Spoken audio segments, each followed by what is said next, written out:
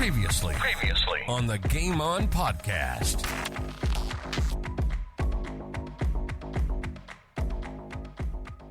And so 98, and then eventually coming back to Port. Daryl, how did that all eventuate there? So 98 finished off that year. I fractured my skull, and I was actually reported in the same game late in the season, so I missed the first final. We had a double chance, but we got knocked out by Melbourne in the final at the G. So we're going to the 99 set. Well, end of 98, obviously, they make the decision to get rid of Stan. So we go into 99. Tim Watson gets appointed, and I really enjoyed Tim. Alistair Clarkson arrived. Kevin Morris was an assistant. Andy Collins was an assistant. So it was a real change through that period. We probably bought some players into the club who were sort of second chance, certainly talented players like Tony Francis, Monkhurst, Sean Charles. A number of these players who were sort of recycled players, Tony Delaney, recycled players, but we moved out some quality young kids through that period. Joel Smith, Matty Lappin, Tony Brown delisted. Yeah, that was a weird one. It was.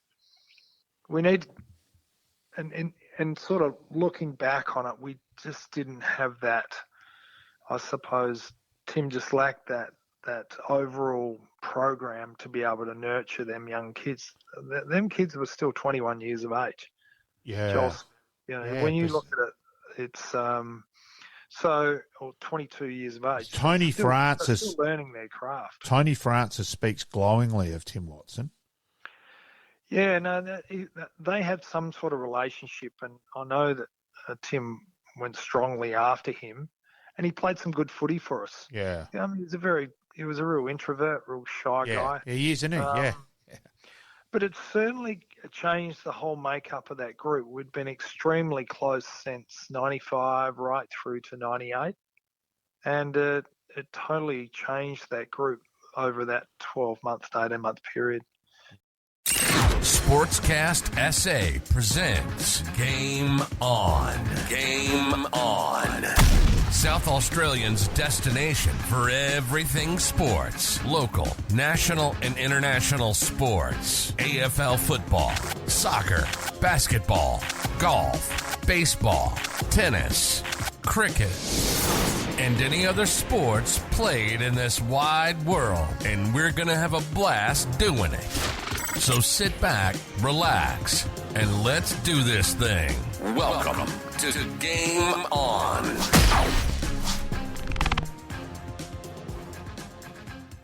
Welcome to Game On. My name's Pete, and Malcolm joining me in the studio once again. And Darryl Wakeland, fantastic there, talking about his days at St Kilda, and just looking up that team sort of around about that 96, 97 area. I mean, Nicky Winmar, Nathan Burke, Robert Harvey, Ozzie Jones, Stewie Lowe, obviously Darryl himself.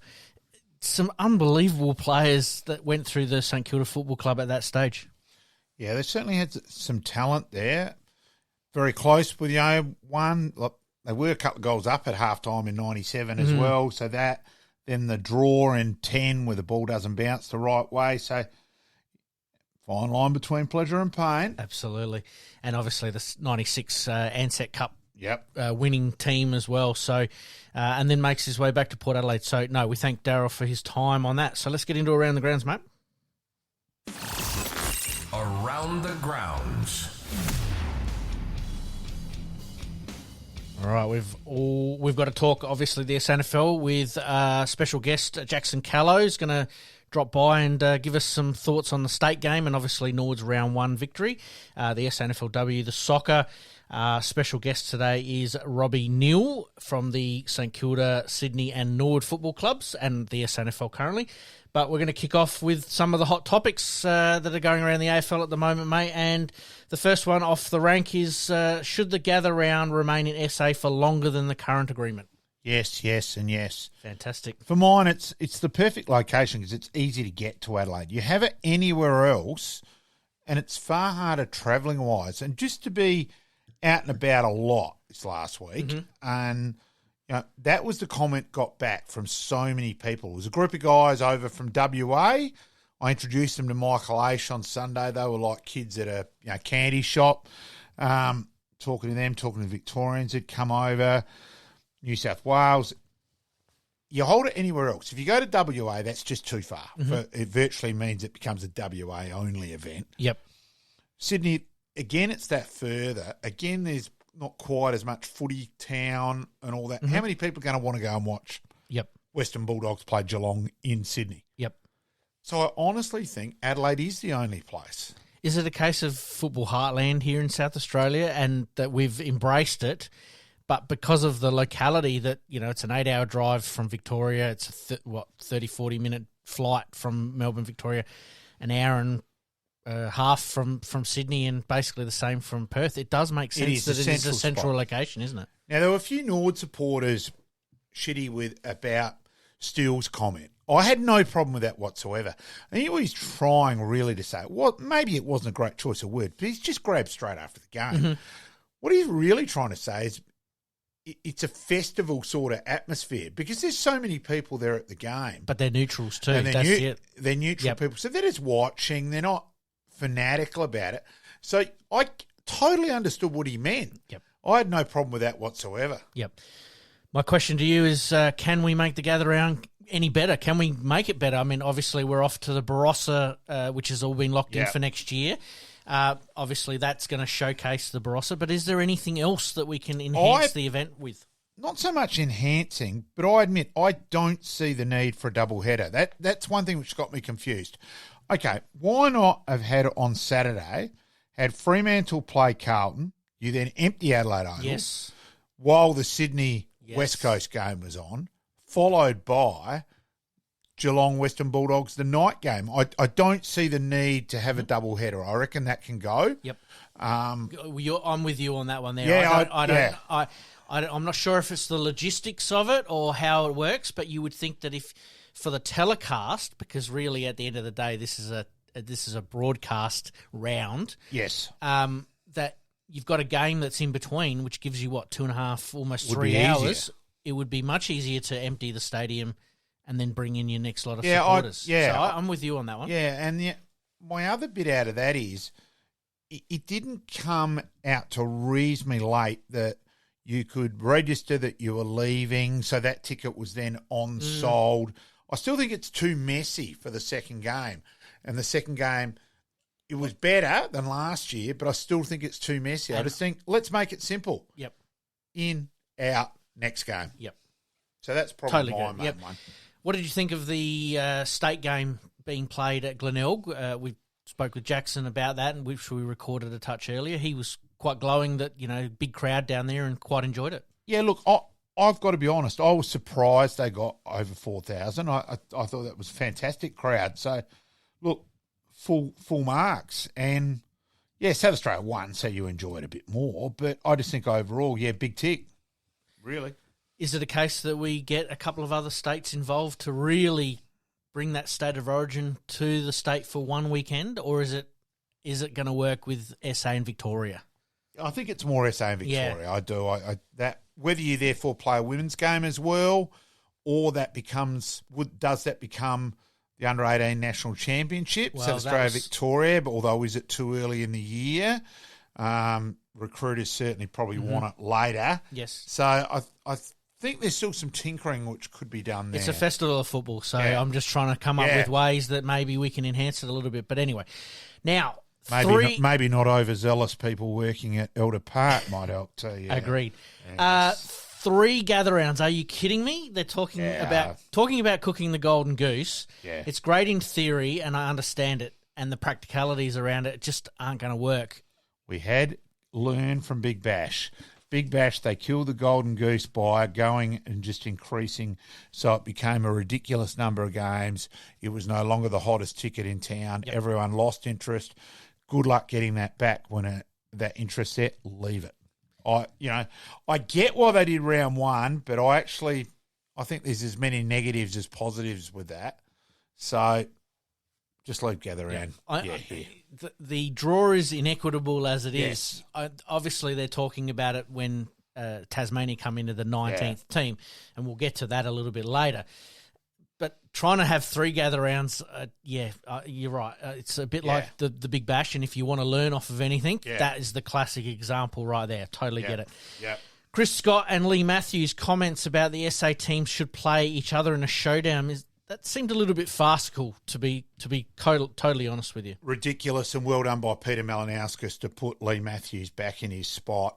Just ridiculous. But it doesn't make commercial sense either. That's the other thing. No, it's just ridiculous, really. There's no need for it. Sorry, if we're going to say that, it's to make it more equitable. Well, hang on. Let's have Collingwood and Richmond actually travel more, etc. It's an inequitable competition because there's too many teams in Victoria, yet you're then complaining about the South Australian getting it. The only teams who can complain is the Western Australian Queensland sides and Sydney sides. They're the only ones, not the Victorian sides. That was just absolutely unbelievable. And the interstate teams from Western Australia and up in Sydney and Queensland, they embraced it. Well, Lockie Ash said, this is great. Yeah, etc. They've embraced the festival. As KG would say, strike me pink. I like that one. All right, the big topic that's come out of today is Jeremy Finlayson gets 3 games for his homophobic slur. Your thoughts on that one, mate? I know you were sort of smoking when you walked in. Yeah, what's got me is just how the inequitable of it, again, that you had Alistair Clarkson be given a fine. Finlayson gets 3. Taylor Walker, the way he was treated, I still have blood boiling for that he copped 6. And if the full story had ever come out there, I actually think he would have been let off. And out of that. So I just, for mine, they've got to get there. There's nothing in, aren't we meant to have precedent go from there? Well, the AFL then don't. It's bizarre. I'm left scratching my head. Look, we've all been in the case of being on a footy field where the white line fever gets you and you might say or do something that you don't or you regret afterwards. I totally understand that, and I don't condone it one little bit. But you're right. The up and down nature of how they're adjudicating this, it just leaves you scratching your head. I'm sort of with you. I know society's changed. I'm showing. I agree. Yeah, I agree. Geez, That's what I'm trying to say. I played footy for Adelaide Uni. If we didn't get called that every week, it was almost like, what in the hell have we done wrong? So it's got me a bit beat, I think. Yeah. Anyway, he's got 3 weeks now. Yeah. Does that help Port Adelaide with Georgiadis as long as he stays healthy? Does that help their selection a little bit? I know that. Then you've got Lord is out still. What for me is, so Finlayson's copped this. Let's also, I really feel sorry for him for what he's going through off the ground as well. Now, if Lord comes back in and plays well, and Georgiadis plays well, Dixon stays fit, all of a sudden he doesn't get back in the side. So guess what? It's a hell of a lot bigger penalty than 3 games. Yep. So, yeah. It's going to be an interesting watch, that one. Anyway, a question without notice there. Dusty to potentially walk away from the game, not making the move to Gold Coast. Interesting or I don't think he'll ever go to Gold Coast. I still think he'll only play at Richmond. Now they've come out and said, no, that's crap. His manager. Let's just wait and see. Yep. I think we're jumping at shadows at that. Let him get through, play his 300 and go from there. All right, let's move on. Dimmer cut hard to send a message to the team, but also to find out who he's going to have in his, hopefully, premiership team at some stage down the track. Yeah, look, I had them in my 8 at the start of the year. Maybe that might end up being a bit premature, that he is going to go, right, who am I thinking? And now Walter played his second game, and he's the one I raved on to you beforehand. Yes. We also had the other couple, Reed and, the other academy kids escaping mine. Graham debuted. They can all play. Ability's not going to be the problem at Gold Coast whatsoever. A little bit unlucky too, where when they were in front, there was a sling tackle. Toby Green.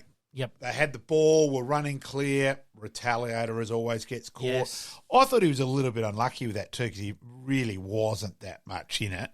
That he could have. Yeah, I thought that was probably a bit over-umpired as an umpire. So a little bit unlucky there. Let's face it, they probably handed it as much to GWS so far as anyone. So, and that was a high-quality game, yeah, too. it was. We'll talk about that one in a minute. The Cats off to a surprise start, or should we be surprised? Yeah, maybe not. They finally had the chance to actually have a bit of a rest where they've been the team to keep going and play through the finals, start again, finals, bang. So probably some of those players needed the time off. And I think the encouraging thing, the sign there, was that Dangerfield was out injured. Selwood, as we know, that they might finally be getting Clark and Partford and Atkins into their midfield and Bruin, who they've recruited. The blessing in disguise. Yeah, that they all look like, geez, there's some talent there. So, yeah. And they've used their draft picks very, very well, and they've got a couple of good young ones, and we'll obviously talk about that one. Now, Carlton, are they the Collingwood of 22-23, winning so many close games? Not that long ago they lost those close games. Is that their edge? Oh, maybe, but geez. It was funny because we ended up with Michael Ash on the Sunday at Norwood, and James Ash, actually, there was a mark on his shoulder from the footy. So pretty unlucky. That then's a ball up.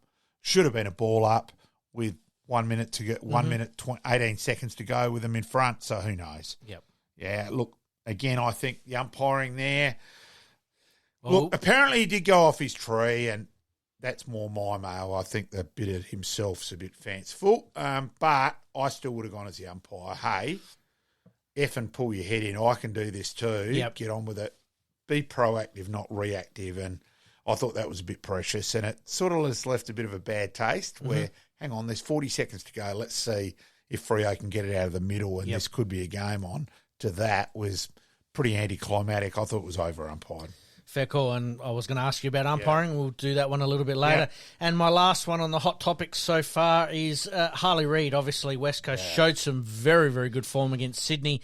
But West Coast have got to move heaven and earth to keep him on the list during their rebuild because... Yeah, there's no doubt about that. He looks, for all the publicity, that was probably the game so far where we went, wow, there is a fair bit here. Absolutely. Well, I think we all knew that, but that was the first one at AFL level. I saw a stat of top 5 players for broken tackles and all sorts of things. He's a mile in front. It's pretty strong. I know he's getting plenty of midfield time, obviously, at West Coast with the situation they're in, but still to be able to back that up, and that goal that he kicked was very impressive and very almost the jumper, pulling the jumper out and saying, I'm here for the long haul, was very symbolic, that's for sure.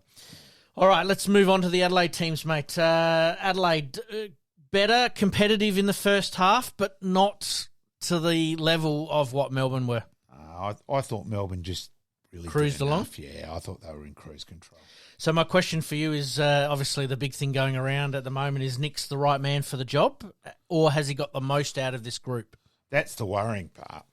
Yeah. So I think Goody was just reading a book personally he'd purchased. It was well done too as well. Yes, I just thought Melbourne did enough. And I thought Port, as we've got on the running sheet, with Rosie's, Butters, Horn, Francis. Yeah, we'll get to that in a second. I just want to finish off with Adelaide there, that Nix has obviously got the most out of the group that he's had, which shows you that he can coach. Yeah. Throwing him under the bus at this stage, I don't think is the right move, personally. But anyway, but should Adelaide now go out and go very hard for Petty, Haywood and Filippo? Because Filippo hasn't signed with St Kilda yet. Yeah, look, my mail is he will. Of course. Look, yes, but I also think they need a big-bodied midfielder. They need a key defender. So and they obviously need a ruckman. So there's glaring weaknesses there, which you can argue is Petty and Haywood in that. Walker goes. He's closer to the end than the beginning. Obviously, that's what I meant there. Yep. So Petty becomes crucial there possibly. But look, I think there's that many holes in the Adelaide list at the moment. They're going to need more than that. Swiss cheese, mate. Talking about Adelaide's draft woes, Jordan Gallucci taken with pick 15 in 2016, Fogarty with pick 12 in 17, Chase Jones with 9 in 18, Ned McHenry, Fisher Mackesy, Riley Thilthorpe, Luke Pedler, Rochelle, Michael Annie and Curtin. They're the draft picks that they've had. We obviously reserve on Curtin and probably Michael Annie a little bit. Look, my comment there, though, is the recruiters are the ones who are given, they haven't come through. development, coaching. And I'm sorry, Gallucci-wise, if the recruiters get their way, that would have been Tim English. And the recruiters got overruled by Pike because he wanted a midfielder trying to keep his job. Right. So there's other things there as well. I think Adelaide, yes, of course there's bitterly disappointing in the recruiting when you go in that angle. But it's not only that angle. I'll go back to my umpiring days. Aaron Fiora as a junior was freaking unbelievable. He still did things to this day I've never seen any other kid do. He got picked up at number 3, and I would have picked him at 1. Yep. And sort of bottom out and had he still played 100-odd games, but you never went, wow, Aaron Fiora. Like, whereas a junior, trust me, it was more wow. It was fucking wow. Absolutely. Are Adelaide shooting themselves in the foot by not playing these youngsters a little bit earlier? They seem to have this need and want of them to play SANFL football for 100 games before they play in the AFL. Whereas we've seen, and we'll talk about Port Adelaide in a minute, is that they've thrown their young guys almost into the fray, and they've repaid them in spades. I'm dumbfounded how Dowling didn't play last Saturday. He just had to You play. and me both. Extraordinary non-selection. Unbelievable. So is that a case of that Adelaide's pig-headedness, I suppose, is probably the right word for it? Why you bring Berry back without picking Dowling? Because the only one that I can think of since 97, 98, where obviously Blighty played a lot of the young guys like your Goodwins and your Johnsons and all of that. The only one that I can think of in recent times that they've played at a relatively young age is Michael Annie and Rochelle. That's it. And as someone said, they got back in the game and went back. The next centre bounce was Laird, Dawson and Berry. That was Kane Corns. Yeah. My God. Unbelievable. Yep. All right. Adelaide, for me, no man's land. I did mention it last week. There's just way too many players of the same type. There's either too many young ones, too many old ones, and the young ones are not really being given a go at that AFL level. There just seems to be, like I said, a bit of a stubbornness to play these players or give them a go. Real worry for me anyway. Frustration. Pyman, is he a chance from GWS to the Crows as a free agent? Let's wait and see. Who knows? Would you want to... Sorry, Perriman. Yeah, maybe. Let's see where he ends up. It's too early in the year yet. I know. Injuries, guys come in, situations change. No, I know. All right, let's move on to Port Adelaide. Have we just witnessed the coming of age of the Port Adelaide midfield? We all thought was going to be special, but I reckon on the weekend with Rosie, Butters and Horne-Francis basically collecting 25 possessions or more each, it was the 1, 2, 3 knockout punch that Essendon didn't see coming. Oh, look, there's just insane ability, pace. That trio can do things no other midfield in the competition can do. Dry track, they're a chance against anyone with those three. Will we be seeing the next Brisbane-ish midfield with, the Fab 4, Fab 3, Fab 4? Yeah, quite possibly, really. Yeah, That's what we're going to be comparing it to, really, at the end of the day. I think so. Boak, do we see Port Adelaide missing Boak or not? From a leadership point of view. Yeah, leadership, yes. Because probably, from a playing point of view... No, you've probably moved part. He's no longer the key wheel, but from a leadership, yeah. Yep. What do Port Adelaide need to add to their list to make them a real premiership threat, apart from, this gun midfield that they've got? But what can they add? Where can they improve? Because there's a lot of people still not rating them as a premiership threat, and I know why, because they haven't defeated top 8 sides on a regular basis. I think it's more... I don't think it's that. I think it's more the question, hey, they do it in the minor round and bomb out September. I think the only way they can do it is actually perform in September. Everyone's going to have questions until they do it again. No, fair call. And then our last one on Port Adelaide, is the succession plan in place already for Port? What if Hinkley wins the premiership? Is this Collingwood all over again? Maybe. Yeah, that's my worry, is that if they do actually win it, well then their succession plan, does it take a step backwards or do they go ahead with it like Collingwood did? Yeah, not so sure that Hinkley's as pig-headed as Mick, so yeah. Fair call. Last week's games, obviously Adelaide losing to Melbourne by 15 points, Brisbane getting back on the winners' circle there by 70 points, Port Adelaide, as we have already mentioned, that their midfield ran amok there by 69 points. West Coast were pretty competitive against Sydney there for a little while in that game. So Swans obviously by 26 points. One of the games was the Dockers and the Blues that went down to the wire, and obviously umpiring controversy there. I quite enjoyed the Bulldogs Geelong game. I thought that was a really good game. Yeah, reasonably good quality. I got home Saturday night and I watched that as well. Mm-hmm. Just obviously hadn't enough football. Mm-hmm. It was a quality game. Yeah, I think standard wise, I thought that game and the GWS. And that was what I was going to get to next. Games. Was GWS winning by 28 points, but the score actually didn't reflect how good a quality it was. Richmond just going down to St Kilda by 7 points. Obviously, you were at that game there, mate. Yeah. What are your takeaways from that? Look, it was a good game in terms of a contest. Probably disappointed both sides that I would have thought Nord Oval, if you do your research, Nord Oval, you can't really aim to go defensive to the school side. Yep. The ball gets blown and goes out on the full. Mm-hmm. Pickett did it twice. I think there was 7 or 8 out on the full for the day. It might even be more. Where I thought, hang on, you've got to go more down the middle and it'll blow that way anyway. Right. Yes. So I was disappointed with both sides in that regard. Yep.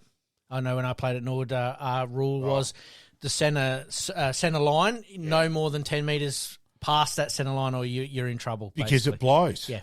Yep. And that happened twice. And you could see the surprised look on the player's face. Well, hang on. Once it's happened once, let's get there. And, some of the kicking for goal will punch it low. It was windy down low Sunday. I will say that, which does wind affect standard more than anything. Yes. But both sides' disposal was pretty average to half.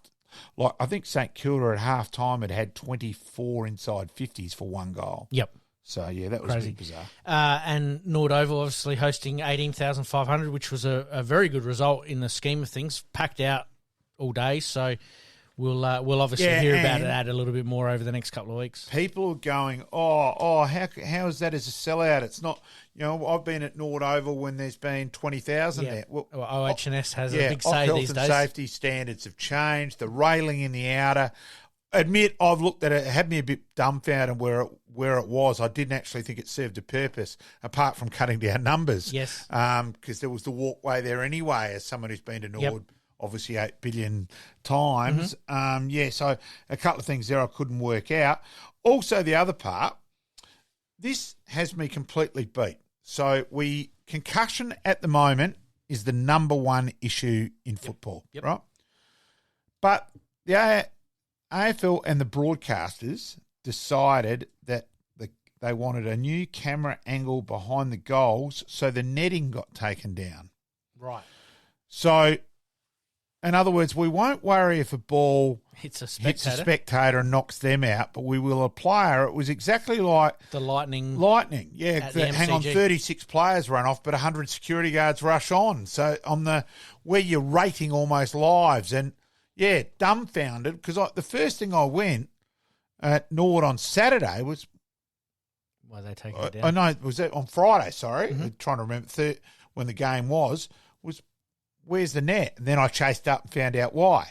That just defies... Logic again. Finish us off on the gather round there, Collingwood defeating Hawthorn, which was an entertaining seesawing game. And then obviously the Ginnivan side story to it all made it very, very interesting viewing, that's for sure. And Collingwood, they're just hanging around, and that's probably the scary part about it, because if they do get it right, they're going to be a team to continue to watch out for. Yeah, I think we watched a bit of that game after the Richmond St Kilda out the front at Norwood, a few of us.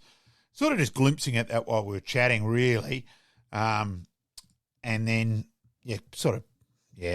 that game's over. And not really worry about it. And then all of a sudden drive home and turn on the score. Oh, shit, this is game on. So, it was definitely a good comeback by Hawthorn. And I think they're going to surprise a lot of teams this year, and we've already talked about that as well. All right, let's get on to this week's games, mate. Melbourne v. the Lions. Who you got? I'll go Melbourne in terms of in Melbourne. It is in Melbourne at the yeah. MCG. I go with Melbourne as well. We've got the Bulldogs v Essendon. This is going to be an interesting clash because Essendon are going to be licking their wounds a little bit. Yeah, I'll toss a coin there. I wouldn't mind seeing the sides, but at this stage, I'll go Bulldogs. I will go Bulldogs at this stage as well. GWS v St Kilda at Manuka Oval, mate. I'll go GWS. I'll go Good GWS record as well. at Manuka. Absolutely. Carlton v Adelaide at Marvel. We haven't really seen Marvel in action this year yet. Carlton. Good man. Go the Blues. The Suns v the Hawks at People First Choice Stadium in Gold Coast. I'll go Gold Coast. I'll go the Suns as well. They were very impressive last week, even though they did go down. Port Adelaide v the Dockers at Adelaide Oval. I'll go Port Adelaide. I will go Port Adelaide Go the as Dockers. well. Geelong v North Melbourne at GMHBA Stadium. Geelong. I will go Geelong as well. And West Coast v Richmond at Optus. Oh, okay. Ooh. That is a tough one. That is probably the hardest game to tip for the round. I'll still go Richmond, but I really, in that one, that's a 50-50 game. No certainty either. Look, I'm going to pick an upset. I'm going to say West Coast are going to get off to a win. Collingwood and Sydney both have their buys. All right, mate, let's take a very, very quick break. When we come back, we're going to talk the SANFL, SANFL W, the soccer, and past players. But coming up next, Jackson Callow.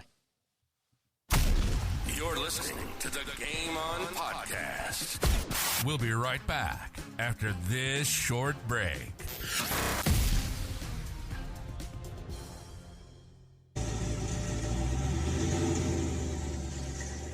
Dents and scratches putting a dent in your day? Introducing Roger Steen Crash Repairs Adelaide, your trusted solution for automotive woes.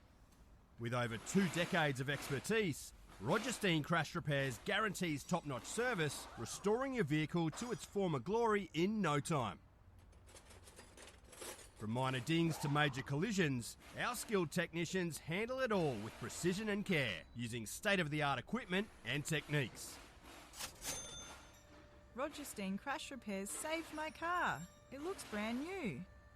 Fast, friendly and reliable. I wouldn't trust anyone else with my vehicle. Don't let accidents slow you down. Visit Roger Steen Crash Repairs Adelaide at 14 Penner Avenue, Glynde for quality service you can count on. And here's a special offer just for our listeners. Mention this podcast and receive a $100 discount on your repair. Roger Steen Crash Repairs Adelaide. Excellence in every repair. Local legends.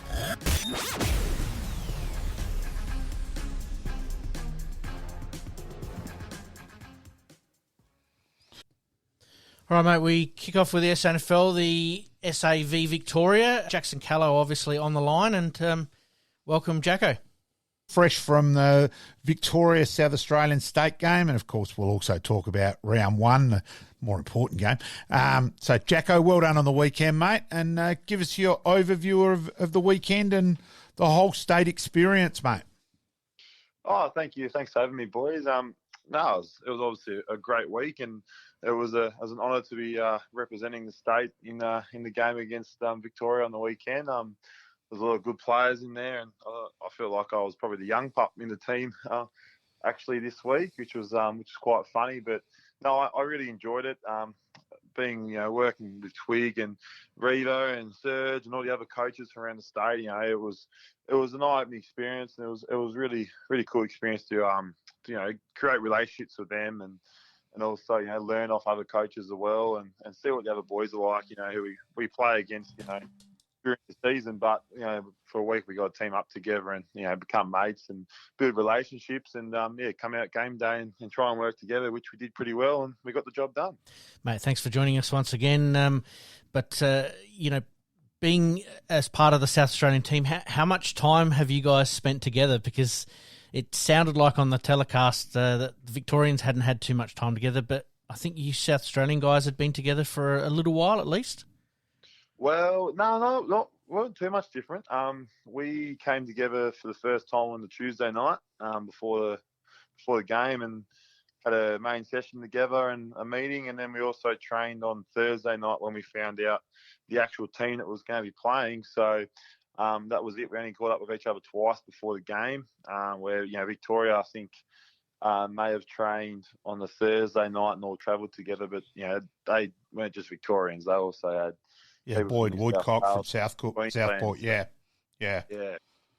What did so go through the experience in general? Where do you think playing in the state footy can help your own footy going forward, mate?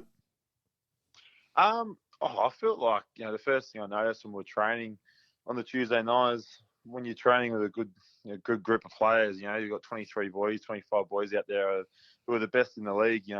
Training with better boys makes you a better player. The higher the skills, the higher you perform. I feel like, just being out there with the likes, McBean and Hosey being up forward and Reynolds, it was a cool experience for myself as a younger key forward in the comp. And, being around them, I was able to learn off a few experiences that, they've been around for a long time. And even though we're, competition when it comes to the normal league during the normal weeks, just on game day for a week, just to be able to help each other. And for me, basically to learn off them was something I was really appreciative of. We sort of have to ask, what did Twig say at quarter time? Because Victoria sort of jumped you guys a little bit. Was it a case of head down, bum up, and do the hard yards? Well, it was funny. I don't think any of us were really too worried. Our backs were massive for us in the first quarter, but Twig come out and I think he did say we couldn't have done much worse. So there's only up from there. And I think we went out there in the second quarter and speaking to Twig and the other coaches at the break, we realised where we were lacking at the start and what they had come out and done to start the game. So we just made a couple of little changes and just went out there and played our way. And next minute, we're back within 2 points at the halftime break, and we went on to win by, I think, 2 or 3 goals. So, yeah, hopefully Hurdy might have picked up a few things for this week with watching those three, mate. Yep. So just a huge buzz though to wear the big red Guernsey. I'm sure your dad and your family down there would have, and that sort of thing. It was a pretty reasonable crowd down at Glenelg too, mate. Yeah, there was actually. It was cool that we got such a good turnout to start with, and also to bring back a bit of the state of origin against Victoria. I think playing in both the comps, I think the VFL and the SANFL, the two best comps outside the AFL, and probably the reason me being back in South Australia is because of SANFL. I think is the best comp, so It was good to show to the Victorians that we mean business over here. But to put on the big red was also a very very honourable experience for myself. I mean, I'm a Tasmanian, and I'll always be a Tassie boy, and I got to grow up wearing the map and also always wanting to play for it. And, just to be able to share the experience over here and learn a few different ways that the South Australia guys go about their footy was an eye-opening experience for me and something I'll never forget. And let's go back to round 1 too in terms of SANFL-wise. Great night, mate, out at the home of football against Sturt that night, mate. We talked about that one, obviously, a couple of weeks ago, and you were hopeful that everything was going to gel, and that's exactly what happened.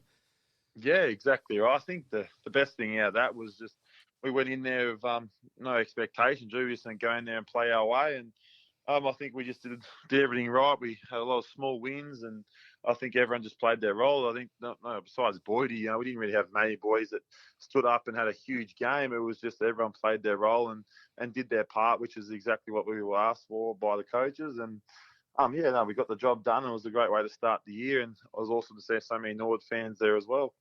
And hopefully this is a bit of buzz after gather round and hopefully there's a really big crowd this Friday night as well. Yeah, that's exactly right. I mean, there's no reason why there shouldn't be. We're coming up against the reigning premiers. We've come off a good win, and it's going to be the only game, I think, on Friday night at the parade. So, I don't see why people wouldn't get there and continue their support for us. You obviously played in the state game, but, you've been back at training at Norwood this week, and is it a case of everyone's a little bit fresh after a big pre-season? Round 1 is obviously big for everybody, and then the week off for most players. Have they come back refreshed and ready and raring to go?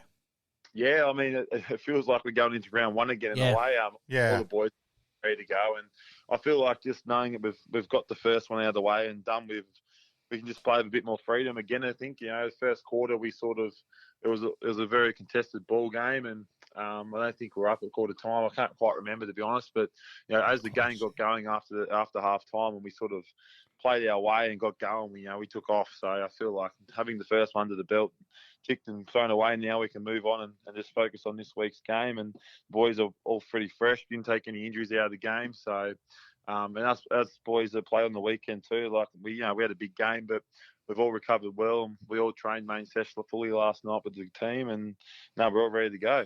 I think personally too, Jacko, yourself, injury-riddled year last year, frustration, came back once and the ankle wasn't right and then had to do it, another time off. Probably another game now at the start of the year just to get conditioning into your body, and that overall probably is a good thing.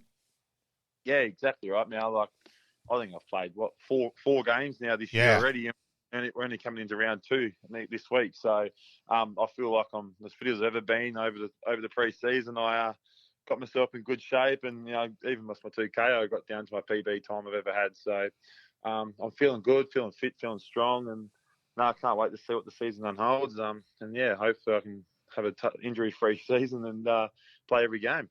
Reserves had a pretty good win as well. So competition for spots, or is it unchanged? Go with the winning formula from round 1.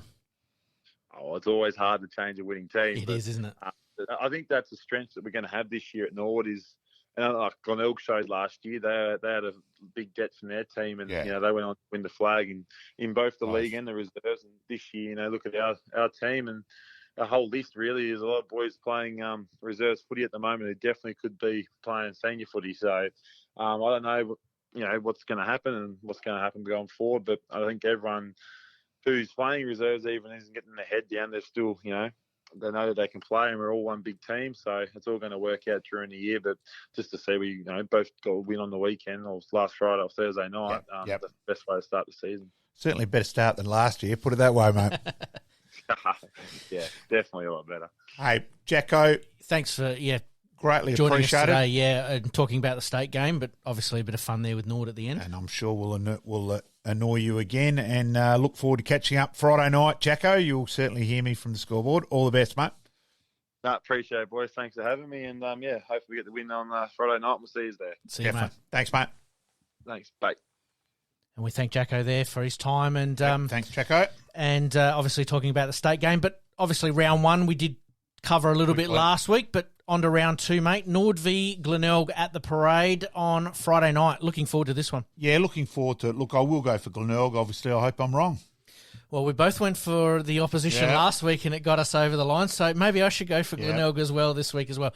Hoping a big crowd at the Parade as well. Obviously, the reigning premiers, Nord getting off to a good start last week. And Festival of Footy has just left the state, so everyone's on a bit of a high, wanting to watch more footy, hopefully. Yep. The Eagles v North Adelaide. This is going to be a cracking game down at Montine Oval there, down at Oval Avenue. Oval Avenue with the pastures of spice, or I'll go Woodville West Torrens. I'll go Woodville as well. North Adelaide, I'm just not sure. I was hopeful for them at the beginning of the season, but I don't know at the moment. So, I'm going to go Woodville, home ground advantage there. Centrals v Adelaide. I'm going to go for the Dogs out at home. I'm going to go Centrals as well. I think they're very, very impressive, and we've picked them as our big improvers for this year. The Bloods v Port Adelaide. Yeah, I'd like to see the Finlayson going out. It probably actually hurts them. Yep, and this is at Waikerie as well. This is at Waikerie. Yeah, I'll probably go Port, but I think that's a toss of the coin.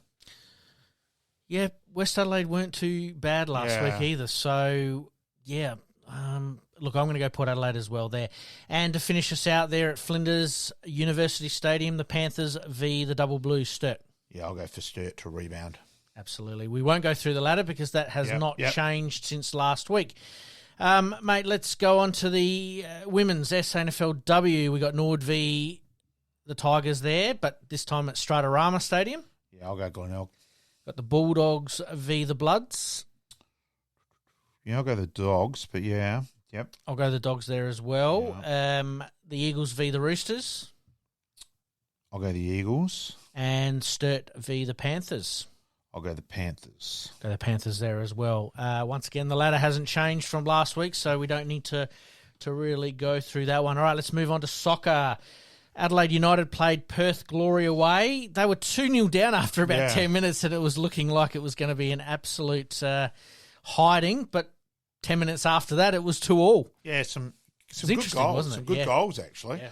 Really well worked out, and Irapunda played. I thought it was his last game the week before, so I'm not sure where that's sitting. One of his deliveries Yeah, through was absolutely perfect. Absolute lace out. Yep. The old football description was. But Absolutely. yeah, so at least they're still hanging in there. Unlikely, but hanging in there. Adelaide currently sitting ninth after 23 rounds, eight wins, 4 losses, 8 wins, 4 draws, 11 losses. They're only a couple of points behind 7th, which gives them a good opportunity to make the top 6. Yeah. But this week against MacArthur, it's a whole nother ball game altogether.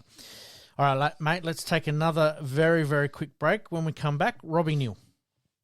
I'm Stephen Rowe, and you're listening to the Game On podcast. Past players, past legends, past legends.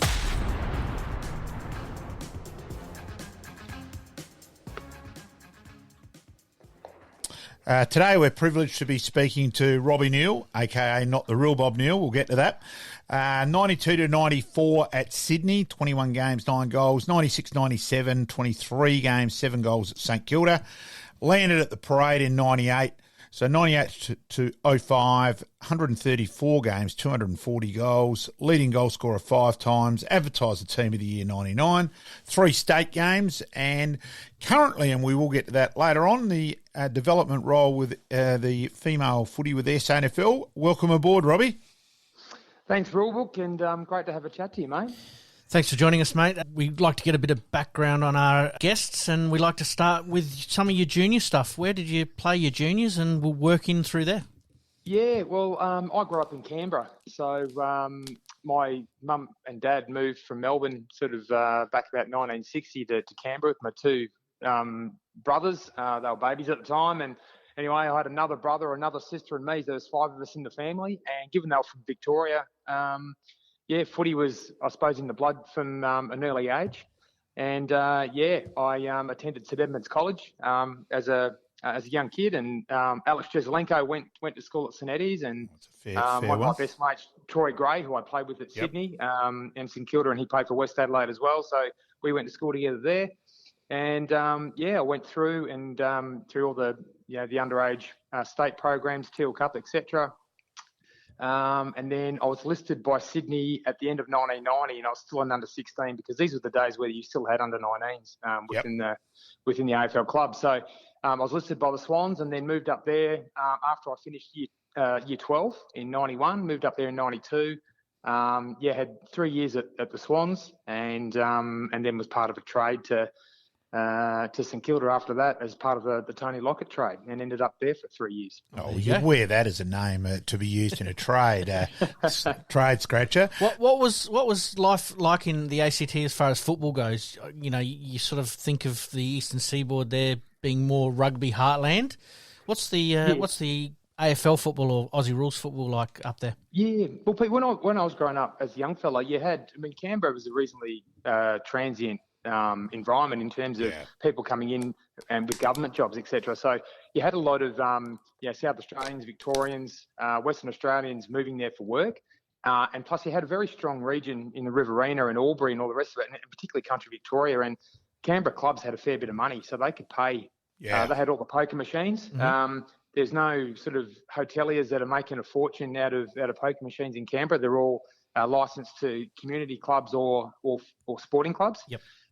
So all the money's generated there, so they could sort of fork out a fair bit and retain guys. So, a lot of clubs were paying pretty good money, and there were some really good players running around. A lot of SANFL and VFL players at the time were coming through Canberra pretty much at the end of their careers, but it lent itself to some pretty good footy. So as a young kid, it wasn't uncommon for me to go to Manuka Oval and watch Manuka and Ainsley or Manuka and Eastlake in front of about 10,000 people. So we had got some huge crowds in the 70s, in particular, in the early 80s. Out of that scratcher, we had InterVarsity in Canberra in 85, and functions were at the Ainsley Footy Club, and I just couldn't get over how big that was. You actually walked in. The first thing you saw on the door as you walked in was the photos of this week's side, and they were huge. So like Ford Pocket, Robbie Neill, Pete Matthews, full forward, Yep. etc. And so there were pokies there,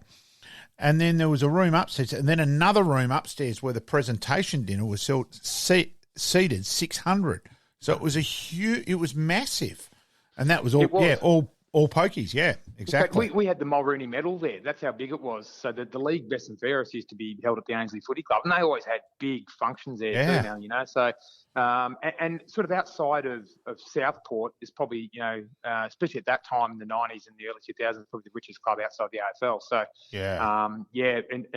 certainly raising the money, but they had a really good business model. It was a club that generated a lot of money, and as a result, was always able to get good recruits. You know, Cowboy Neill coached there, and then another fellow by the name of Brett Hannam, who actually came over and played for Centrals. So Hannam actually coached me back in Canberra as well. Wonderful fella. So they were able to attract really good players, and footy was in the blood early on, and I had a lot of mates whose parents were from other parts of Australia, not necessarily New South Wales or Queensland, but who had footy in the blood as well. And given that I went to a rugby union school, which was probably one of the best rugby union schools in Australia, St Edmunds College, which has sort of produced George Gregan, who's a sort of a mate from school, and Michael Maguire, who's going to coach New South Wales in the State of Origin. Madge is a sort of in our circle of mates in my year. It was you had a lot of guys who went on to go and play for the Wallabies, school teachers who were coaches of the Australian schoolboys team. So it was a pretty strong rugby environment, and the footballers, we used to have to sort of fend for ourselves a little bit. You know, we'd do 20k walkathons to raise money for a scrum machine, which probably didn't go down well with the footballers, but that was life, mate, in the ACT, and putting up with the cold, mate, which was another matter. Yeah, that's true. Who did you debut for Sydney against, Scratcher? I played against the Brisbane Bears at Carrara back in those days, Mal. So that was the second last round of 92. So I ended up sort of starting on a wing on a bloke wearing number 56. I think he ended up a pretty good player, Michael Voss. So he did all right. Yeah, lazy kick there, mate. He was 16, and he was about 16, I reckon. I was 18. I don't think we'd had a shave between us. So it was a funny game, and we both remember it. And it's quite funny when we used to have a chat to each other, sort of in the cafe down there at Adelaide Oval when Port were training at Adelaide Oval. I'd see him at work. So, we remember those days fondly. Righto, Scratcher. There's one thing here, Pete. This is talking with Robbie. Someone who's been around the traps. It's unusual for me to virtually have my jaw drop, and it does from this. Oh, hang on. Breaking news here, mate. Tell us about the incredible and, I will be honest, insane Sydney training torture session you got put through, Scratcher. Yeah, that was Gary Buckenara was our coach back in 1992. The poor bugger, he was 34 years of age. He'd been at successful clubs both in Western Australia, playing the Waffle there, but particularly Hawthorn and won a lot of premierships, you know. So I'd actually made my debut on the Saturday night at Carrara, and we had one game to go, which was the following Friday night, I think, against Richmond. So anyway, after we played the game at the Carrara, I think a few of the boys went out on the Gold Coast, and had a good time and getting home at all hours.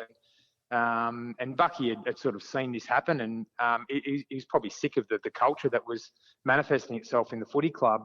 And this is sort of post Dr. Edelson day. So, the money had sort of dried up and things were a bit tight, and probably just the mood around the club had changed a bit. The crowds are dropping off, etc. So on the Monday night, we lobbed up at training, and Bucky said, right, get your gear on, put your runners on.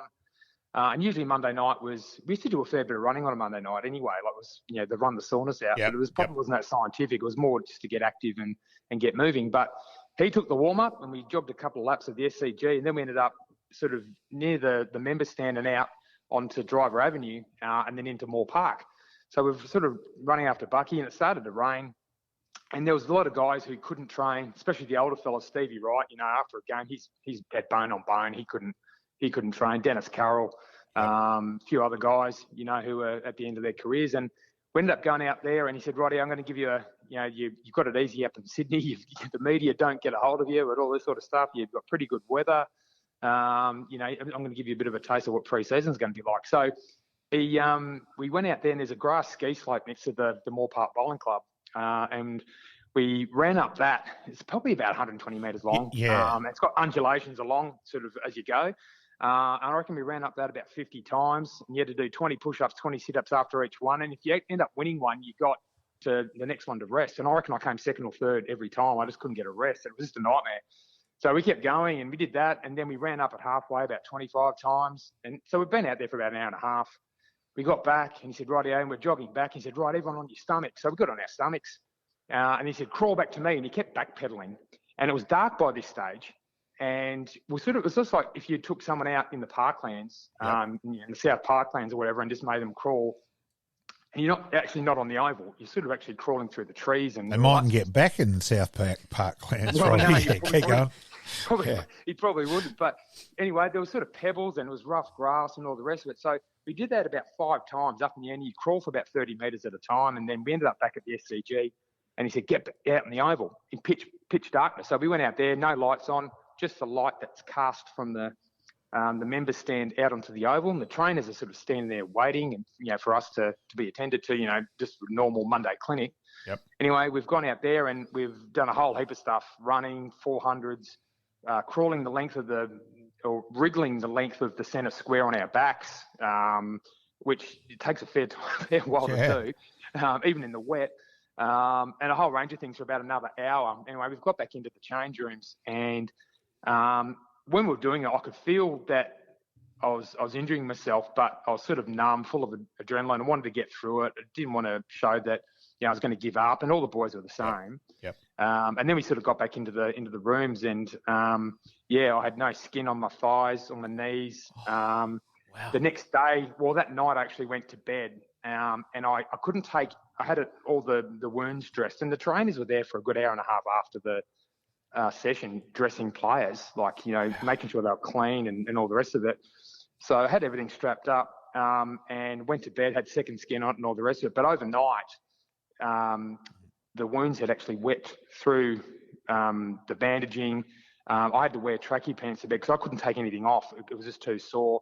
Through that and onto the sheets, and I had to sort of peel everything off the next morning. Anyway, I was living at the Swans boarding house at the time, and our landlady, Anna, she was an elderly Irish lady, rang the club and said, look, someone needs to come out, pick Robbie up and take him to the hospital because he's not in a good way.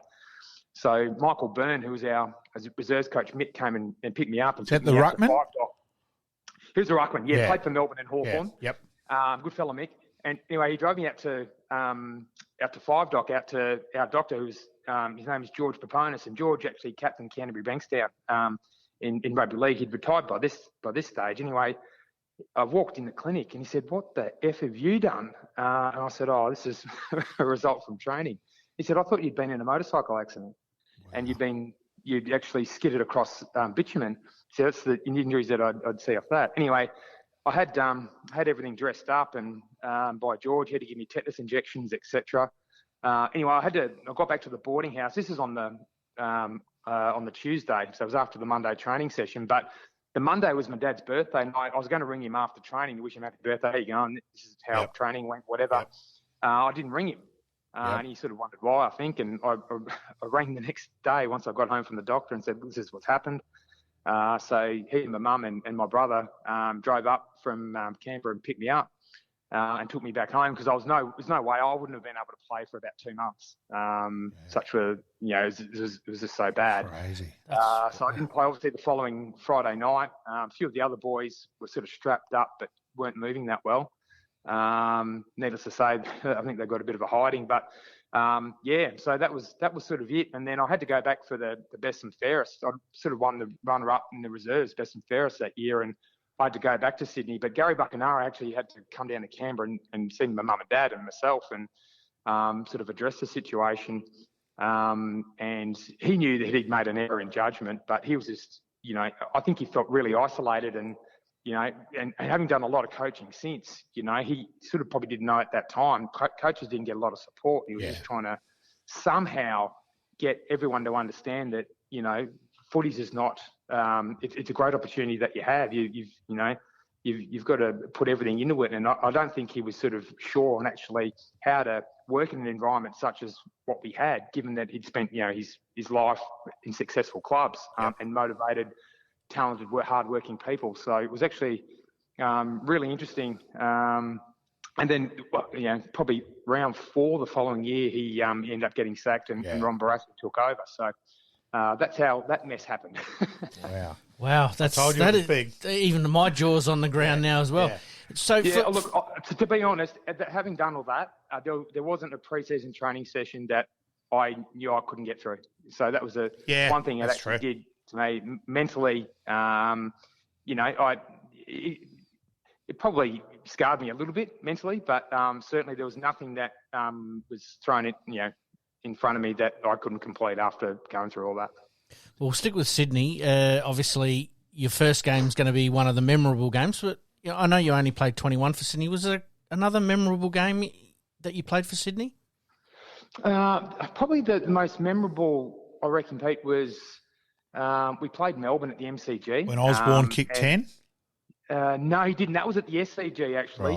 Right. He kicked 10 that particular day, and it was their first win in ages. Yeah. I didn't play in that one. I reckon I might have played in the...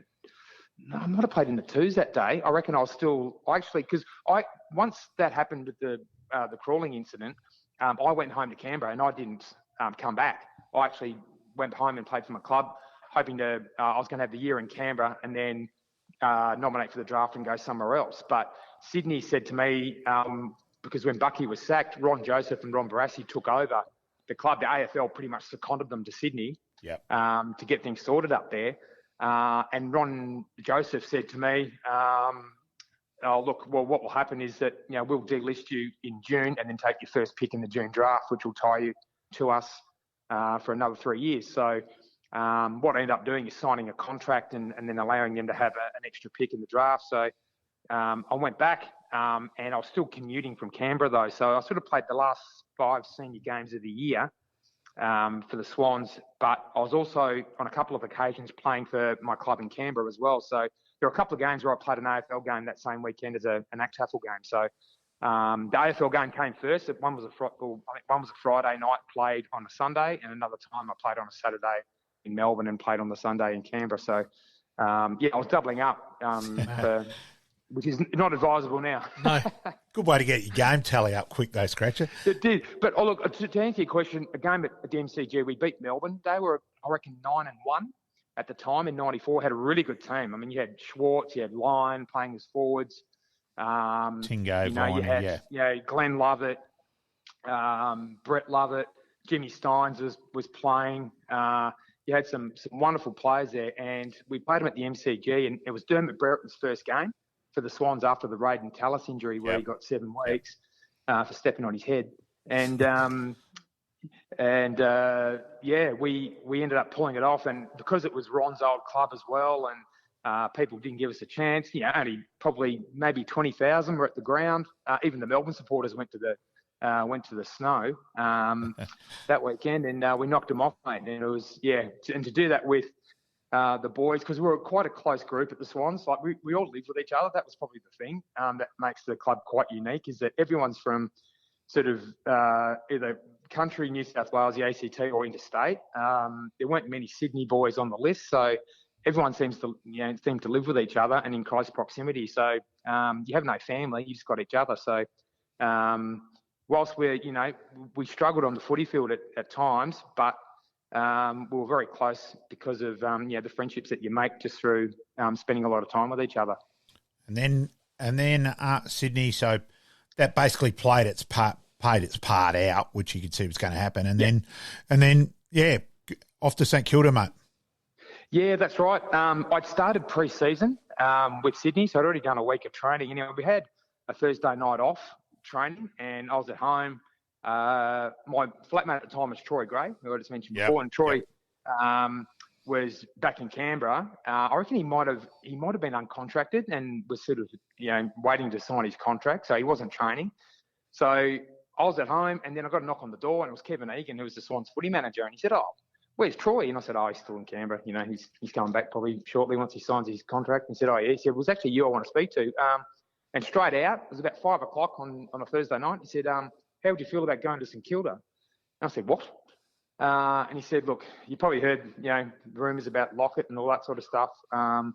We've had to do some negotiations with St Kilda to, make sure that we can get the deal done, and they've asked for you as part of the trade. And how would you feel? You've got about an hour to make up your mind because we need to know tonight because the deadline's 1:30 tomorrow. Wow. And I said, "You're kidding." Anyway, I rang my dad, and he'd already spoken to Stan Owls that day. And I didn't have a manager back then. No. No one did really. So it was just sort of your dad or you, So I rang Dad, and he said he spoke to Stan, and he said, "Look, how would you feel about it?" And I said, "Well, I've always sort of wanted to play in Melbourne. I think it'd be pretty good." I had a bit of a row with Ron, sort of about 5 or 6 weeks to go before the end of the season. Anyway, I sort of thought, well, it might be a good idea to actually get out of here. So I ended up, moving down to the Saints, and 95, I had a pretty bad year with injury. I tore a hamstring and then broke my wrist, broke my scaphoid. So that's why I didn't play at all. Yep.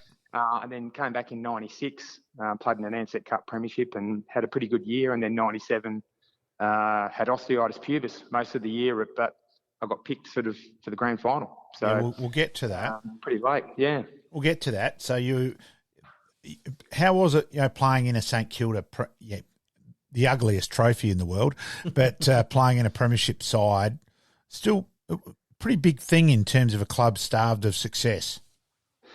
Yeah, well, the Ansett Cup too. Now, as you probably remember, in 1995 there was a campaign. It was called the SOS Save Our Saints campaign, and we were rattling tins to stay alive. So I'd gone from the Swans, who were on their knees financially, to St Kilda, who are in the same predicament. So, 1995, I remember at the end of the season, the club didn't have enough money to pay the players their match payments. So we didn't get paid until probably late January. And I remember selling my TV back to my parents so I could buy them Christmas presents. So that was AFL footy back in those days. Like, everyone seemed to think blokes were big money. It certainly wasn't the case. No. So 1996, when we won the Ansett Cup, I think we won. The prize money might have been, maybe just over $100,000. That's what I reckon it was. Yeah. And winning it was our focus. It was like, okay, we want to get members. Membership's a really important part of our business plan, and we want to win the money as well. So we put everything into it to win it, and we beat sort of Hawthorn round one pretty well. Played the Crows over here, had a win. Played West Coast, had a win, and then we played Carlton in the final, who were the premiers the previous year. They had a couple of guys out. Diesel didn't play, and I think Braddles might have played either. But, we had a pretty young team, but led brilliantly by Stewie Lowe, Nathan Burke, Rob Harvey. Nicky Winmar was best on ground. And we got over the line, and we beat them by about 10 goals, so we had a pretty good win. But that was the start of us actually to starting to get things together at St Kilda. We'd started with leading teams, and we'd start putting that leadership program in, and it bore the fruit for the next couple of years to come. Because you had a pretty reasonable year in 96 too. St Kilda, yeah. Yeah, but you personally. We just finished outside the finals. We finished 10th, I think, and we sort of had to win maybe the last game of the year against Hawthorn. We got done, but it was sort of by the end of the year, we're actually quite tired. We put so much emotionally into early in the year, and we had a pretty young team. We're a bit buggered, so we ended up sort of finishing, unfortunately. But the motivation going into the next pre-season was huge, and it was the biggest pre-season I've ever done. It was bloody hard, and and we reaped the benefit though. The running and the lifting and all the rest that we did. We'd gone from sort of being not so much me. I mean, I'd been in the system a while, so I was naturally pretty strong. And by then I'd done a few pre-seasons, but, guys, particularly Barry Hall, turned into a monster. Yeah. Even guys like, Joel Smith put on weight, Tony Brown, Ozzie Jones, Andrew Thompson, Maxie Hudgton, those sorts of guys just really started to develop. Jason Cripps at that time as well. So the younger brigade, Darryl Wakeland as well. He could now start to really compete against the best forwards physically. So we just started developing a team. When teams came up against St Kilda, they knew they could see us change enormously physically. So they were almost like, these guys mean business now. So and 97, the way the season panned out certainly proved that. Was Robert Harvey as fanatical as what we saw from over the border here with his football? Oh, hell yeah. Harves is, he's unreal. And very like-minded. I mean, I played with Anthony as well, and obviously Mal knows Anthony really well from his time captaining in Norwood. Different species in terms of, their build and all the rest of it. Ant's a lot slighter than Rob. But, yeah, in terms of, I'd only seen one guy break Anthony Stevens in a game, and that was Rob, in terms of endurance and running, to the point where, Steve-O didn't want to go with him anymore. And he was an animal. And look, while we're briefly chatting with Robert Harvey, we'll get back to you with 97. But full respect with Robert Harvey, 97, St Kilda have lost the grand final. He could have easily gone, bugger, that's the end of footy. Mm-hmm. He was over watching Nord the next week to Anthony and up in the Redlegs Club afterwards, and that when we were upstairs in those days and all that, he was blown away. He was said, there's as many people here as we would have had if we'd won it. Mm. And, so out of that. But look, back on a 97, Scratcher, so you've played the first two games. As you said, you had problems with osteopubis and that. Then you've ended up, did you suspect you were a chance to play in the finals and in the grand final, or where did that all eventuate from? Yeah, what ended up happening, Mel, so to take you back, round two, we played Brisbane at the Gabba, and my groins had shot, and they'd been pretty bad for about a month throughout the NSET Cup because we wanted to win that again, didn't win more money. And by round two, I'd played 10 games, and that's unheard of. So if you can imagine a player finishing round two and having played 10 games already for the season. So, and with that, I reckon we'd travelled interstate about 6 times as well. So, and as I said, we had the biggest pre-season of all time. So by round two, my groins are shot. So I ended up having sort of 5 weeks off. And I was having cortisone injections right in your pubic symphysis. I never felt so vulnerable in all your life, mate, with a needle sort of down there, I tell you. So I used to go into the city bars every couple of weeks to get them done. Then I came back for about 5 weeks and it flared up again, had another 5 off. And then I came back and then I started playing reasonably well. But the hardest thing, mate, all I used to do was get just almost a fistful of Tiger Balm and just rub it through the groins and all the rest of it and just deal with the burn. But somehow it used to sort of take the pain away from the actual OP until you cool down afterwards. But I sort of got through. But what Stan had done is that the team, and mind you, St Kilda we were 1-6 after 7 rounds. Yeah. 97. Yeah. 1-6. And the only win was against Collingwood in round 3. So we didn't start well. And then won about 13 of the next 14 games after that. Maybe with 1 loss to the Bulldogs. But what happened was, with about 6 weeks to go, Stan said, right, he paired guys off and sort of said, right, if we lose so-and-so, then so-and-so is coming in. And he kept it pretty streamlined in terms of what selection was going to be. And my partner was Matty Young. So I was in the twos. Youngie was playing. And, it would be, Darryl Wakeland, David Sierakowski. It'd be, Brett Cook, Lazar Vidovic or something like that, or Spider Everett, whatever. So he had everyone sort of paired off. And then, it sort of got to a stage down to the grand final. Coming in, we beat Brisbane first round of the finals. In the seniors, our reserves made the finals but got knocked out. So I played up pretty well in that and leading up into that. Then we had a week off, and then it was the prelim final, and it was pretty wet. And Stan rang me the afternoon of the game and said, because it was Friday night, he said, look, I think you might be playing tonight. We might go pull a tall out and play you. And I said, oh, no worries. He said, bring your gear to the game, make sure you're ready, all that sort of stuff. So I did. About an hour before the game, he said, no, we're going to go in as selected. So went up to the stand, and then obviously the boys blew North Melbourne away. And then, in the rooms, it was pretty hard afterwards. It was sort of like, far out, we're going to miss out on this, the boys who didn't play. You're happy with the guys, but you're sort of, everyone goes into their own sort of, I suppose, self-reflection and, what if, the circumstances. And because St Kilda making a grand final doesn't happen every year, let's face it. So we were thinking about what was going to happen. But what had happened is Matty Young had been in rehab with me quite a bit throughout the year. He was getting himself up for games, but he was having epidurals in his back. He had a really bad back. And Young and I, we got really well. Like we did a lot of training together in rehab as well. And just to get himself up for games was amazing that whole year.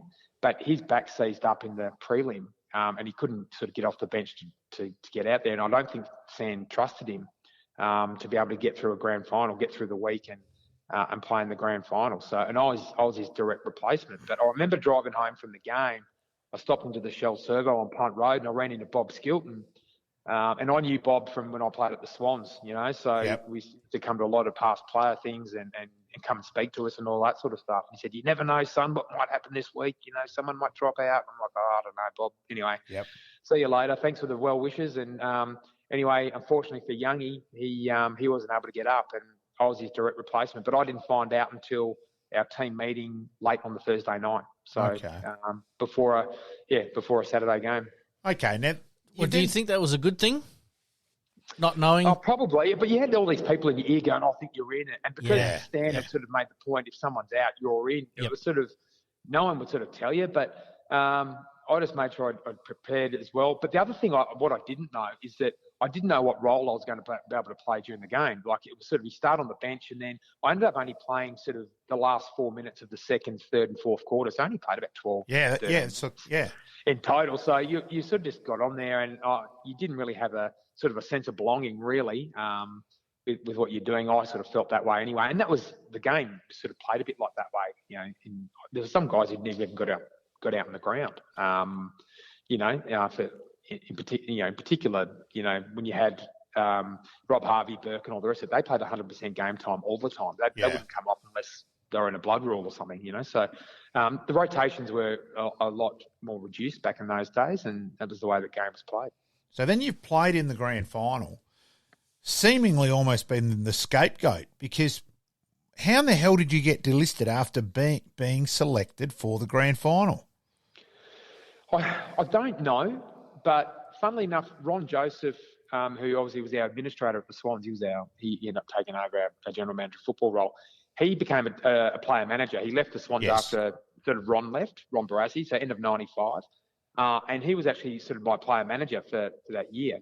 And I said to Ron, "Look, my contract had expired at the end of 97, and I was looking to sign again. And I ended up training for 5 months uncontracted because of the year I had. I thought there was something weird, Yeah, I trained uncontracted, and because of the year I had, I didn't really have any sort of weight to be able to go and play standoff, you know what I mean? So I had to go to training every I had to, because but at the same time I was ringing Ron going, "Well, what happens if I do my knee?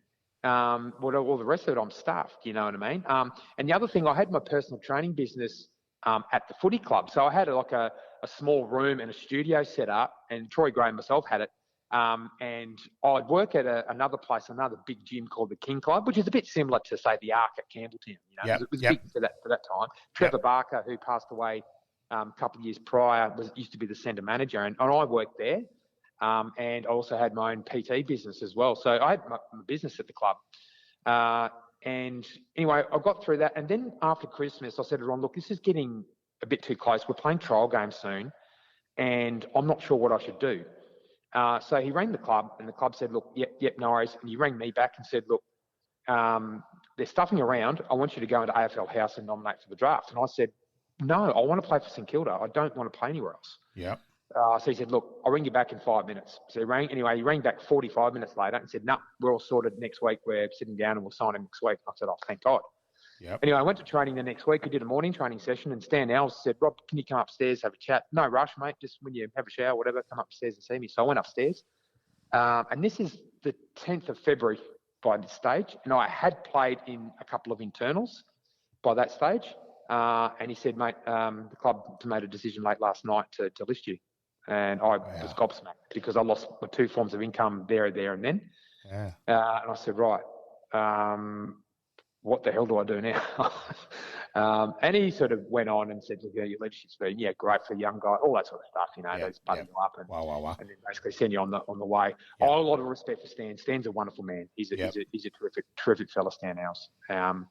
But you're just not in a position to be able to sort of process all that at that time, particularly February. And I'm thinking, what do I do? So so I walked out, sat in my car for about an hour out in the car park, trying to work it out what I'd do. Rang Ron Joseph, said this has happened. He was shocked. So what I don't know is whether Ron had some dialogue with him and he made maybe some sort of threat towards him and said, look, if this doesn't happen, he'll do this and whatever. And I'm not sure whether they got angry with it. I don't know.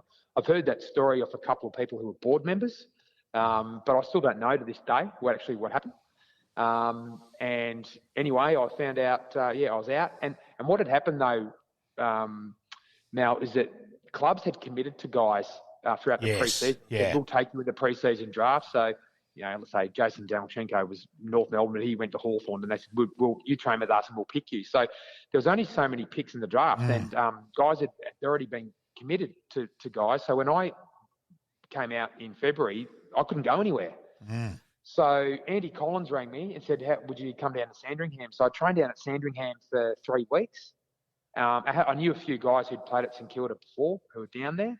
And then Glenn Rosso rang me. And funnily enough, Glenn Rosso had Troy Gray's number. He was trying to get Troy to play there. Troy got delisted in October. Right. Yeah. Yeah. Troy, I do remember that now. I actually gave him Troy's number, but because he rang me, he had my number by this time and he kept it. So he rang me in February and said, how would you feel about coming to Adelaide? We'll come over for a train and whatever. And I said, oh, yeah, why not? Liking this podcast? Please like, rate, and subscribe.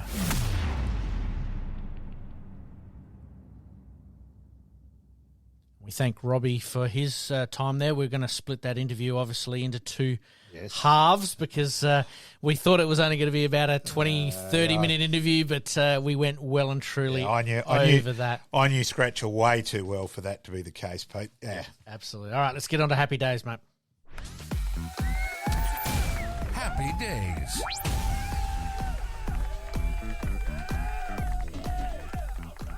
All right, wishing Jordan Dawson from the Adelaide Football Club a happy birthday, born on April the 9th, pick number 56 in the 2015 National Draft.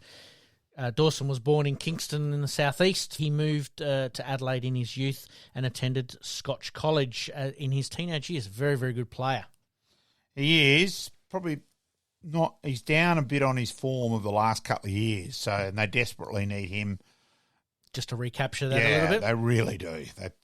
It's showing as soon as your class player's not quite as good, playing as well, how he impacts everything else. Mm-hmm. His disposal hasn't been quite as classy. Not as sharp, yep. Missing some goals. They really need him to turn it on. Although I thought against Melbourne he was very, very... Yeah, he was just better. Sort of got that little bit of rhythm back, which was very good. Hopefully. Dawson was drafted by Sydney with their third selection at 56 overall in the National Draft. He made his debut in a 1-point loss to Collingwood at the Sydney Cricket Ground in Round 3, 2017. After spending long periods of time in the NEFL, Dawson began to find form in 2020 when the Swans were struggling a little bit, and at the end of 2021... he requested a trade back to Adelaide, despite the speculation that the Swan might end up at Port Adelaide. Can you imagine if he was at Port Adelaide right now? Yeah. That is a scary thought with Horn Francis, Rosie Butters, and Dawson in that team. But we won't scare too many Crows supporters there. Obviously, Dawson took over from the captaincy from Rory Sloane in February of 2023. Yeah. We move on to cricket. Curtly Ambrose in 1990, 8 for 45 against England at Bridgetown. Oh, great bowler. Absolute. Now, I have to ask, because you're a cricket nut, the wristbands that he would wear, do you think that was tactical, or do you think that he was just wearing them all the time and on this occasion it got pulled up? Bit of both. Bit of both? Yeah. But it wasn't Dean Jones' finest moment. Fair call. Also in cricket, mate, in 2005, Australia defends the World Cup against India by 98 runs. Yeah, and fantastic again. World Cup, our record in the World Cup. It's pretty impressive. It's fantastic. It is pretty impressive, isn't it? And probably this year for mine's even better again. Absolutely. Basketball, 1959. We're going back a fair way here, but Bill Sharman hits the NBA record of 59 consecutive three throws. That's a fair effort, isn't it? It is an impressive effort for sure. He'd only beat me by 59. He'd probably beat me by about 58. So there you go. All right, let's move on. Golf, 1962, 25th US Masters Tournament in Augusta. South African Gary Player beats defending champion Arnold Palmer and an amateur Charles Coe by 1 stroke to become the first international player, and also the first Monday finish because of the rain. I admit it's easily my favourite golf tournament. I just love the course. I love the tradition. Yes. It's one of those bucket list items, isn't it? It is, yeah. And I'm not a golf nut, but yeah, Augusta, easily number one for me. Absolutely. And to finish us off, happy days today, mate. 1961, the Washington Senators play their first game in franchise history with the 35th president, John F. Kennedy, in attendance. Unfortunately, they lose 4-3 to the Chicago White Sox. Should have brought JFK on in the ninth innings to get him up. Could have been a tactical sub. There you go. I like that one. Yeah, it wouldn't have been John Howard. Put All it right. that way. Let's scoot into the extra time. Big finish, mate. Extra time. Big finish. All right, we'll whiz through these because it's been a huge day with interviews. Tennis, Australia v Mexico in Brisbane this coming week at Pat Rafter Arena. Yeah. Good to have snuck up. Good to have the Australians back on home soil too, in a home and away type format. Hasn't received great publicity, so we'll see how it goes. Just one more on tennis. Tomic back inside the top 250.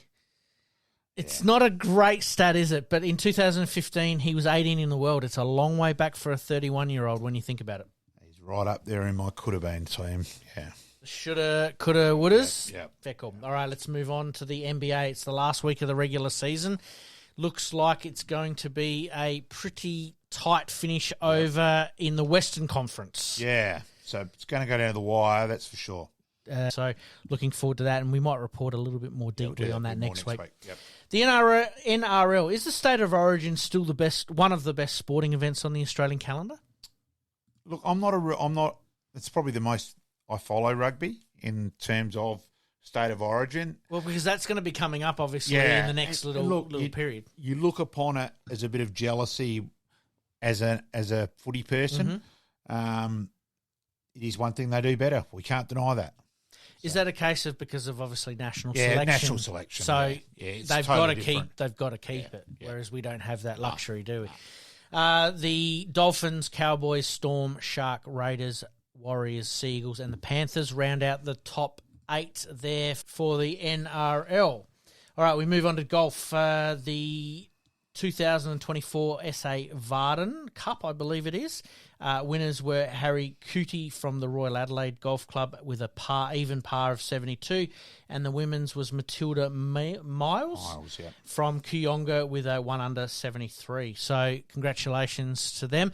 Obviously, we're not going to be forgetting about the Live Golf, which is coming up. Yes. We're obviously trying to secure somebody to talk to us about the Live Golf and obviously Grange and everything else that goes on. All right, mate, and a couple of general questions just to finish off. I saved this one till last because I knew that it was going to be a good talking point. Was that Norwood's bold bid to enter the AFL? 1, is it viable? Is it the right time for Norwood to leave the SANFL? Can SA have 3 teams? My answer to all of that is no.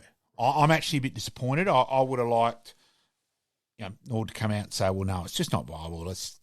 I don't like this speculation. I don't think it's helping anyone. Yep. It's certainly not helping the SANFL. Yep. Is it a case of Norwood holding fire from a strategic point of view? I'm not sure. I just think the whole realism is that we struggle for enough business money. And let's remember, AFL, they're not footy clubs. They're multi-million-dollar corporation franchises. They're a media entertainment company. They're huge. There's not the business money in South Australia. Look, Port correctly, and I emphasise correctly, went to China because there wasn't the money here. There's nowhere near enough time for 3. Also, supporter base-wise, let's remember, the Nord average age in the Greater Western Stand now is 72. Now, I'm sorry, you ain't getting those people back who've barracked for Adelaide for 30-plus years now. I just think it's pie-in-the-sky stuff, which isn't helping anyone. That's my own personal opinion. Fine. Is it a case of if they do become the 20th team, is it a case of that it's more of a viewing on TV and online type sport where attendance and membership isn't necessarily the be all and end all? It's not, because it's not the number one thing. The number one thing is broadcasting. That's money. this is where I'm leading. This is where I'm leading with I it. get that. I still think the 20th side.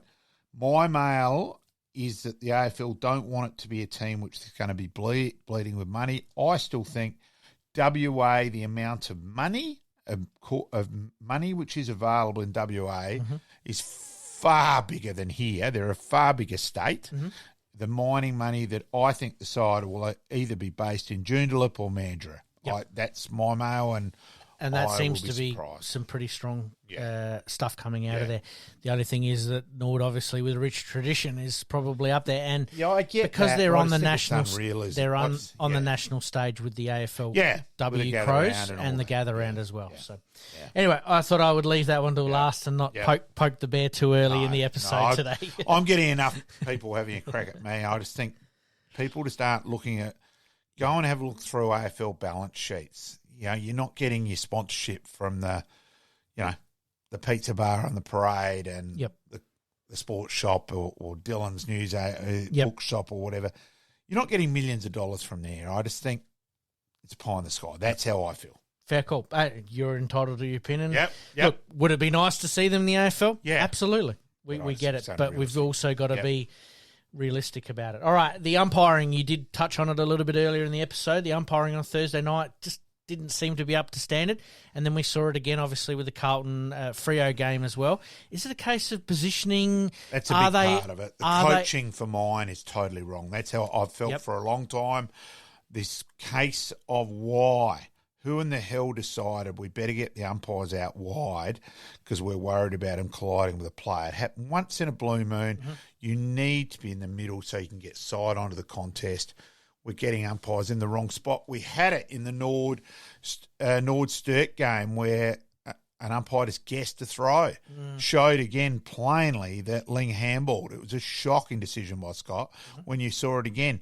For mine, it used to be if you guessed a throw and it turned out the player handballed, that was considered error in law and you got dropped a week. That's no longer the case, which has got me a bit beat. There's a lot of things wrong. And look, is that a worry that there's not enough coming from behind to warrant somebody being dropped for a week? I just think it's now that's their ruling. And look, I was critical too of the number of sling tackles which were paid. Now, there was one free kick paid, and I immediately thought that is a ridiculous free kick. Now, I've now seen it again because Milligan actually got fined. I've now watched it again. I'll show it to you afterwards. I'm watching it again, and I'm even more mystified. I'm going, when I saw it the first time, I was convinced that it wasn't a free kick. I'm totally convinced now, and yet he got found guilty. So I can't have a crack at the umpire for it because that's the way what they're being told. Crazy. Prior opportunity. If you look back at some of the game film from the 70s, 80s, and 90s, a little bit from a lot of the games, there wasn't a lot of prior opportunity. Now I understand that they're obviously giving prior opportunity because they want to keep the ball moving. But if you're holding the ball relatively quickly with the prior opportunity, well, that player's going to move the ball on quickly because they don't want to turn over the ball for opposition. I get that, but how many tackles are allowed where the player is at? You watch it, in the back has virtually become a forgotten rule that it's paid once, it's paid as often as Adam and Eve are sharing an apple nowadays, for goodness sake. It's still there. Pay over the shoulder. Yes. Pay in the back, and that'll keep the same thing. And you're then protecting the ball player more. For mine, that's not rocket science. Personally. Yourself and Phil are obviously the umpire extraordinaires. I'm coming to you guys with the same questions that I'm sure a million people are, that you just don't quite understand why and how that's all come about. So anyway, all right, let's wind it up today, mate. We thank Jackson Callow for his little bit on the SANFL and also the state game representative, and congratulations to him on winning that.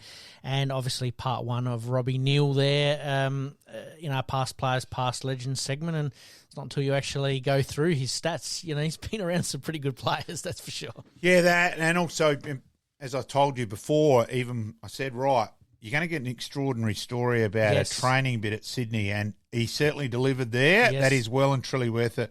And Adelaide Uni Footy Club people will enjoy the whole Bob Neill bit as well. Absolutely. As per usual, mate, we promise to do better. We'll see you all next week. Thanks mate. this crazy world we live in, we all need the distraction. Enjoying the show? Like, rate, and subscribe. Hook up and connect with us on social media at SportsCast SA. We'll see you next time on Game On.